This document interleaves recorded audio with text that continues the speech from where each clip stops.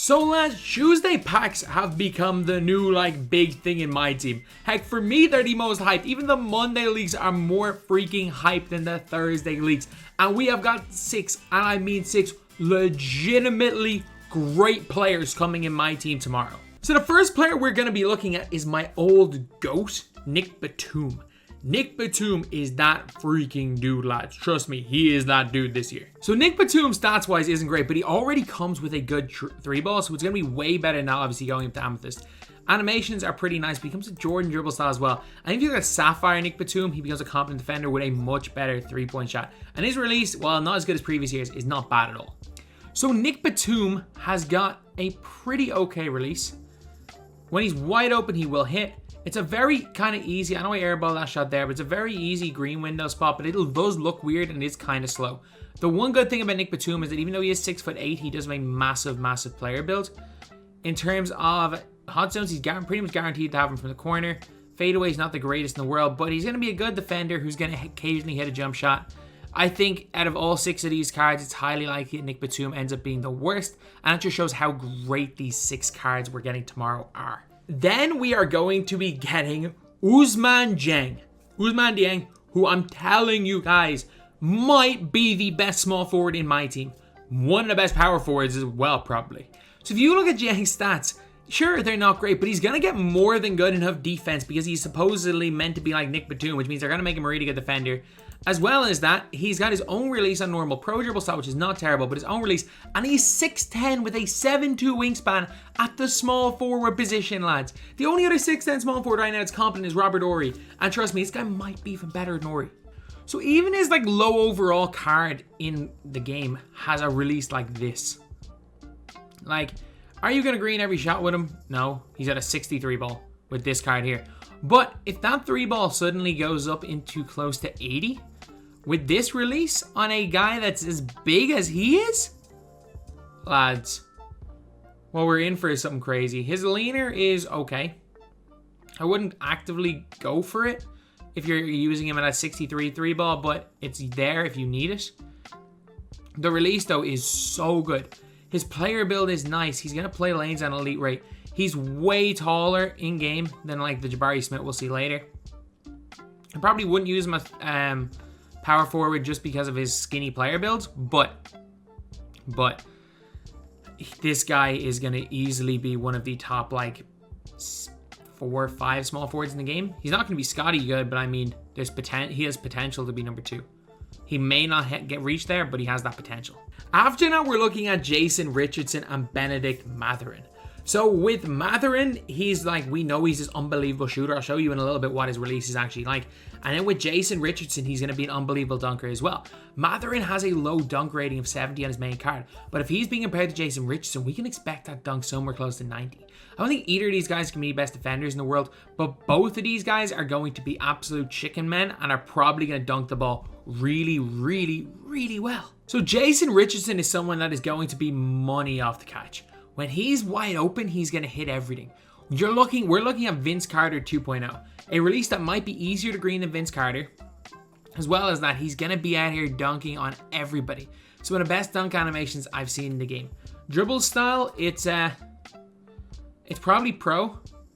It feels kind of like pro. Again, none of the dribble styles are that great, but it's a really just decent. He's going to be a decent card. He's going to move really well. He's going to shoot the damn lights out. And just in general, the guy flies like nobody I've seen fly in this game. And you can see when he goes for some of these dunk animations, he gets his head over the rim. There's a lot of players in this game that can really fly. There's just something about Jason Richardson. Just the way he jumps seems to jump quicker than everybody else. And again, really, really nice shooter. And the fact that he's the player they've compared to Bennedict Mathurin means that I'm fully expecting to see a sniper that's also an unbelievable dunker in Mathurin. Because with Bennedict Mathurin, we have got one of the best releases in the game. So he has got his release on quick. Actually, he's not the only person that's coming out tomorrow that has his release on quick, but there are not a lot of people in this game that do have that release. And what his release reminds me of is, do you remember the old base 8? I know I'm struggling to time this, it's just that quick. But do you guys remember base 8, the old cheesy park release?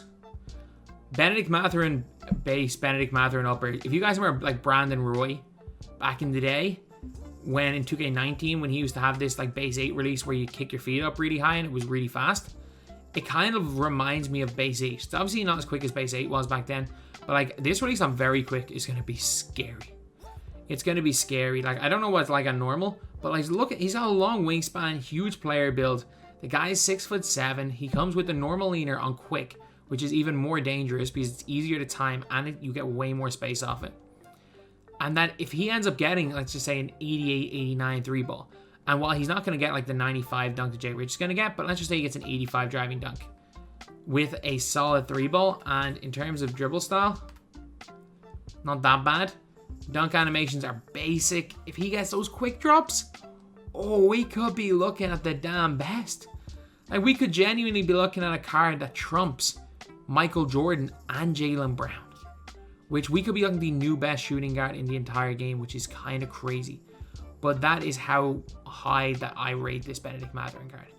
I think he's going to be absolutely incredible. And of all the cards tomorrow, the card that I'm most excited for, just because of the way he shoots and just he's something different in terms of how quickly he can get the ball, he can get a shot up.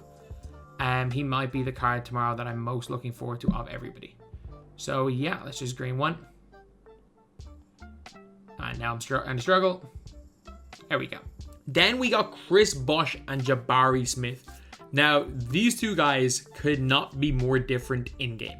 Obviously, there are similarities, but you will see in the way that these guys move and in their player builds that one of these guys is going to be a center and the other one is clearly going to be a power forward. But both of these guys have the potential to be incredible and some of the best players in the game for their respective position. So Bosh is just going to be that big center. So he's got that he's going to be a shooting center. So he's got that like good player build. The only issue is I just airballed slightly with him. Am I on half? I have to be on half. No, I'm an all-star and I airballed slightly, which is a little bit concerning, but it's a super easy release to green. We're looking at a center that's probably going to get somewhere around an 83 ball, maybe a little bit higher, but we are looking at one of the best big man releases in this game, period. So he's got that nice player build. He's got that absolute chicken release. If you do go into this paint with him and you're looking to score, you can, because he is big. He has that build of a center, so he's really not going to be a card you're going to struggle with. He's going to be a card that, in fact, you're going to have a lot of success with on the inside. He's not going to be that inside big. He's going to be a popper. But what he gives you is he gives you the ability to play inside and out, which not a lot of centers do. He's going to be a way better defender than a Paolo Banchero. And he's going to also shoot the ball better than Banchero. He's not going to dribble like Banchero. But he's lanky. He's going to get some nice animations on the inside. And overall, I just think Bosh could end up being, in terms of just all-around center, the best in the game, because poppers free up space for your drivers, and if someone wants to use a Tyson Chandler and you're running Bosh as a popper, he's not going to get eaten alive on the inside like a Banchero is, like a Pascal Siakam is, but still he's going to have that ability to take these guys on the outside, which is absolutely huge for a popper in this game, and he can also survive inside. So Jabari Smith is somebody that you can see he's way smaller than Bosh. With Jabari Smith's fade, it's pretty nice. It's normal, and it's on quick as well. So Jabari Smith's release might be the quickest for a big man in this entire game. He gets some inconsistent catch animations, which is a little bit awkward on his release. But you guys can see here just how easy it is for me to green with this guy. Going to the basket, Jabari Parker is going to move a lot faster. Jabari Smith Jr. is going to move a lot faster than Chris Bosh. Defensively, I can see him having better lateral quickness. His dribble style is pretty bad. It's Embiid. But what you're going to get with him really is a guy who's his job's mainly going to be to chill in the corners. That's going to be his job, is he's going to be there to chill in the corners. He's going to be there to play lanes. He's probably going to be better equipped at guarding the more perimeter power forwards. He's going to be better equipped that if you're coming up against a Dieng at power forward, or you are coming up against, I don't know, a Robert Horry or something, he's going to be better equipped to guard them than like a Chris Bosh. But as you can see, he looks about 6'7" in game. He doesn't look any taller than Benedict Mathurin. So I would like strongly advise not to use this guy as your power forward, or say as your center. But as a power forward, like, we could be looking at one of the top 4 or 5 power forwards in this game just because of the easeability of greening with him. Just because we know he's going to be a versatile defender, and we also know that because he is a center, they're going to give him a lot of big man stats that are going to help in terms of interior defense and stuff, which is important. So we're going to be, and we all know, you can see here, he's absolutely chick on just his regular player. So he has the potential to be that absolutely next level power forward, because there's a good chance that he plays defense better than anyone that there's a good chance that he shoots the ball better than any really good defensive power forward, but he also plays better defense than any shooting power forward. So I think overall he has the potential to be the best of all of them. So you guys can see now why I'm excited. We are going to be getting 6 absolute elite players tomorrow. I'm really looking forward to this, lads. I'm really looking forward to it. Thank you guys for watching. Please like, comment, and subscribe.